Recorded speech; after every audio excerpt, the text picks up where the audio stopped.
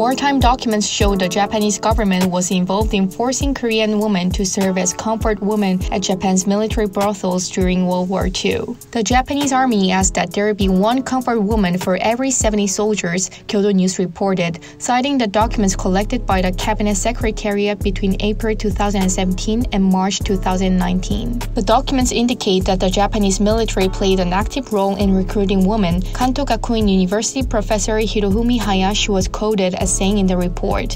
In 1993, then Chief Cabinet Secretary Yohei Kono acknowledged the military's involvement in recruiting comfort women in many cases against their will and apologized to the victims. Still, the issue remains a major source of friction between Seoul and Tokyo, along with disputes over South Koreans' forced labor during the war and the sovereignty of Dokdo Island. Many Korean women were forced into sexual slavery by the Japanese military during World War II. Some historians put the number as high as 200,000. Korea was under Japan's colonization from 1910 to 1945. In July, Tokyo imposed tighter regulations on exports to South Korea of 3 materials critical for the production of semiconductors and flexible displays, citing Seoul's lax control system of strategic items that can be diverted for military use. Japan also removed South Korea from its list of trusted trading partners.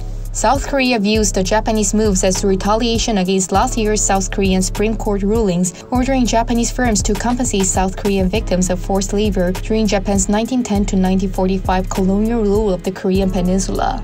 In response to export curbs, South Korea decided in August to terminate the bilateral military pact named the General Security and Military Information Agreement, saying exchanging sensitive military information with an untrustworthy partner is not possible. But Seoul decided to put off the termination following Tokyo's willingness to hold talks on those economic retaliatory measures.